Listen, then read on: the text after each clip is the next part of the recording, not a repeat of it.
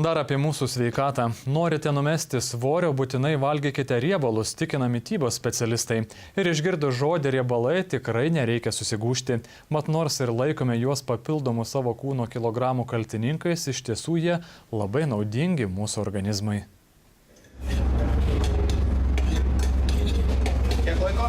Nors restoranas atvers duris dar tik už pusvalandžio, Deividas Praspaliauskas, vienas garsiausių Lietuvos virtuvės šefų, su būriu kolegų jau sukasi virtuvėje. Savo restorane, į kurį dažniausiai ne taip paprasta patekti, Deividas gamina įvairiausius patiekalus. Nuo antienos iki jautienos skruosto, iki jūros velnio lėkštėje ir, nežinau, to pačio jūros velnio skruostų, kartais ir juos pakep. Kasdieną į šį restoraną ateina apie 150 žmonių. Ruošdamas maistą šefas naudoja įvairius produktus ir žinia neapsieina ir be riebalų. Kaip virėjai sako, ypač prancūzai, sviesto niekada nebus per daug.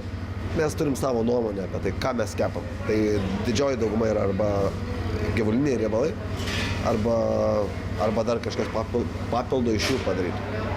Mes, tarkim, margarino nenaudojam. Sviestas yra naudojamas konditerijai daugiau mažiau arba užkepimui, tam tikrų mėsų, žuvų. Bet šiaip kaip pagrindą, kaip bazę, ant ko kepam, mes naudojam sviestą, kuris yra atskirtas. Ir riebalų nesibaimina, nesiorientuoja vien į vegetarus ar nepuola maisto garinti. Mes kalbam apie skonį, restorano skonį. Taip, žmonės namuose gali daryti tai, ką daro, bet atėję į restoraną jie tikrai negalvoja apie tai, kad čia yra sveika ar čia yra nesveika, nes jeigu nori gauti 100% sveikai, tu darėsi namuose. Taigi, gamindamas maistą, virtuvės šefas Deividas Praspaliauskas naudoja ir riebalus. Suklusote, kaip riebalai ir svoris. Pasirodo, riebalų bijoti nereikia, anaiptol jie kaip tik naudingi mūsų organizmui. Pasak mitybos specialistų, riebalai mums yra būtini. Maždaug 28–30% paros maisto energijos turim gauti iš riebalų. Bet riebalai riebalam nelygu. Jeigu 1 gramas riebalų duoda 9 kilokalorijas, tai taip, energinė vertė visų riebalų yra vienoda, bet mums svarbu biologinė vertė. Kai kurie rėžia dar drąsiau, jeigu norite numesti svorio, įtraukite į savo dietą riebalus. Esą tinkamai vartojami riebalai gali būti netgi labai naudingi organizmui ir pagreitinti medžiagų apykaitą, deginti kūno riebalus ir tai padėti lengviau numesti svorio. Kai kurie tyrimai esą netgi parodė, kad vadinamieji gerieji riebalai tikrai nedidina rizikos susirgti širdies ir kraujagyslių ligomis. Kad valgyti riebalus sveika, sutinka ir mūsų dietologai. Tai yra vitaminų tirpstančių riebaluose šaltinis. Tai tą reikia paminėti apie jų maistinę vertę. A, D, E. Tai tiesa, ir jų trūkstant, tai visiškai išbraukus augalinės arba gyvūninės kilmės riebalus, tai yra labai prastas pasirinkimas. Labai naudingi mūsų sveikatai riebiųjų jūros žuvų riebalai. Juose labai daug omega-3 riebalų rūgščių. Pavyzdžiui, tie žuvų taukai, tai yra natūralus komponentas. Jeigu tu valgysi daug riebių jūros žuvų, tu gausi tų žuvų taukų su tom omega-3 riebalų rūgštim. O jeigu ne, tai jau tada papildomai tų omega-3 riebalų rūgščių reikėtų gauti. Nors maistinė vertė visų riebalų tokia pati, patys riebalai labai skiriasi. Vienareikšmiškai aliejai sveikesni už sviestą, už lašinius ir už grietinę.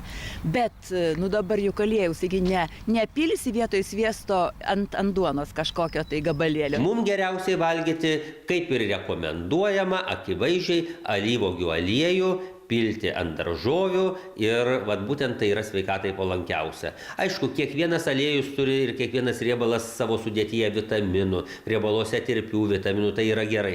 Bet alyvuogių aliejus yra tas, kuris sveikatai palankiausias. Žinoma, derėtų valgyti įvairių aliejų. Be alyvuogių, kurį kūnas lengvai pasisavina, rekomenduojama valgyti ir štai tokį linų sėmenų, kuriame gausu omega-3 riebalų rūgščių.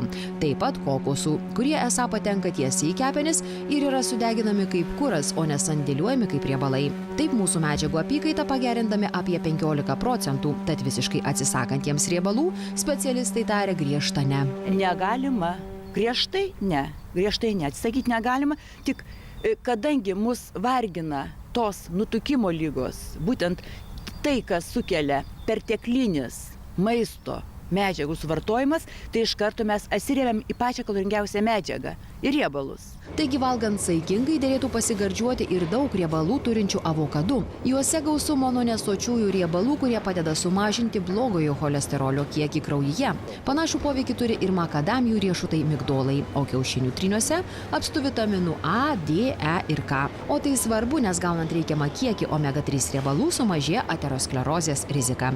Tačiau žinoma, riebalus reikia valgyti saikingai, pasak dietologės dėlėtų kiekvienam įvertinti savo įmitimo būklę. Žinot, kad yra 20 norma 25 rodmuo kūno masės indekso, o jis nustatomas yra santykis tarp kilogramų esamų, tiksliau pasisvėrėte savo svorį svarstyklėmis ir dalinate iš savo ūgio metrais, ne centimetrais, kvadratu. Jeigu atsakymas 20-25, viskas harmoninga ir nėra dėl ko sukti galvos. Jeigu daugiau, reikėtų atidžiau pažiūrėti, kiek valgote, kad nekauptumėte perteklinių riebalų.